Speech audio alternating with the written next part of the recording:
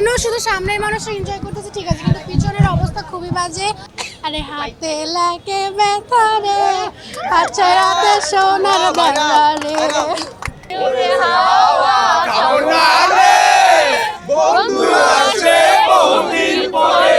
আমি স্পেশালি আসলাম জেমসের প্রতি, কজ তাকে আমি আমার আইডল চাই। মানে প্রতি বছরই আমরা দেখি যে মেয়েদের সাক্ষাৎকার, মেয়েদের প্রাধান্য দেওয়া। এবার দেখলাম ছেলে মেয়ে দুইজনকে প্রাধান্য দেওয়া আছে, এটাই হচ্ছে আমাদের প্রাপ্তি ছেলেদের। ইতিহাসের পাতায় নক্ষত্রের মতো চির অম্লান একটি দিন, ফসল আমাদের সাহসিকতার, আমাদের ভালোবাসার। হ্যাঁ প্রিয় দর্শক, আজ 16 ডিসেম্বর মহান বিজয় দিবস। প্রিয় দর্শক, আমি ফৌজিয়া ফারিয়া চলে এসেছি সবার আগে বাংলাদেশ কনসার্টে। চলুন ঘুরে দেখা যাক এবং তরুণ তরুণীরা কীভাবে তাদের এই বিজয় দিবস উদযাপন করছে তাদের কাছ থেকেই শোনা যায়। জি, আজকে কনসার্ট সুন্দর হচ্ছে সবার জন্য বাংলাদেশ।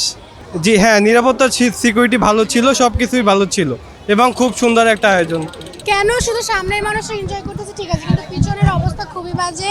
আর যে ভিড়, কোনো মজাই হচ্ছে না। আর ওরা সামনের মানুষই গান শুনতেছে, এখানে যারা আছে ওরা তো যেতেও পারবে না। তো ওদের উচিত ছিল পিছিয়ে কিছু সাউন্ড বক্স দেওয়া। আরে হাতে লাগে ব্যথা রে, আচ্ছা রাতে সোনার বাজারে। Thank you.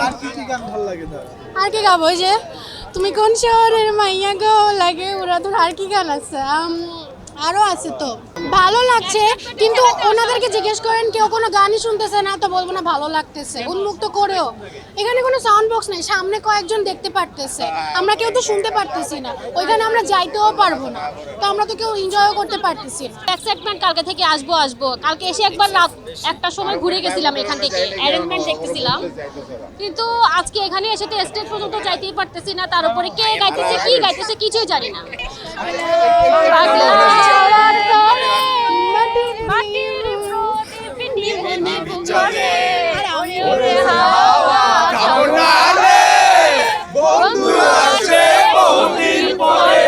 খুবই শান্তি, অফকোর্স এর থেকে ভালো বিজয় দিবস হয় না।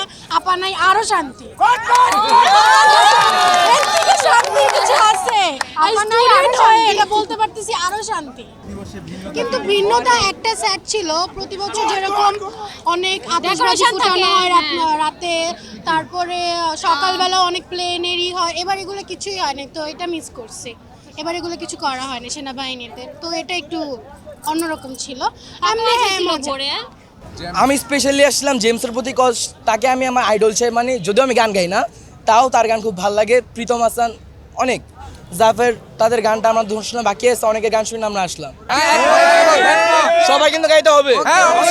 আমার সোনার বাংলা, আমি তোমায় ভালোবাসি, জন্ম দিয়েছে তুমি গো, তাই তোমায় ভালোবাসি।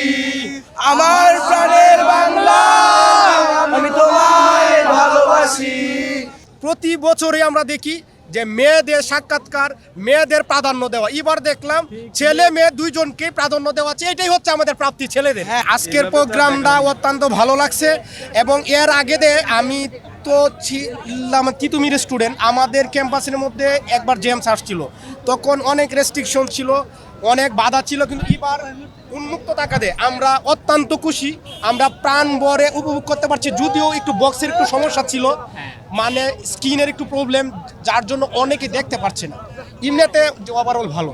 মানে আমাদের বলা আছে বলতে কি, উনাকে তো আমরা সবাই গুরু হিসেবে জানি, উনাকে আমরা অত্যন্ত শ্রদ্ধা ভরে স্মরণ করি এবং উনাকে ধন্যবাদ আজকের এই উন্মুক্ত আয়োজনে উনি অংশগ্রহণ করার জন্য। উনাকে আমাদের পক্ষ থেকে শ্রদ্ধা এবং সম্মান।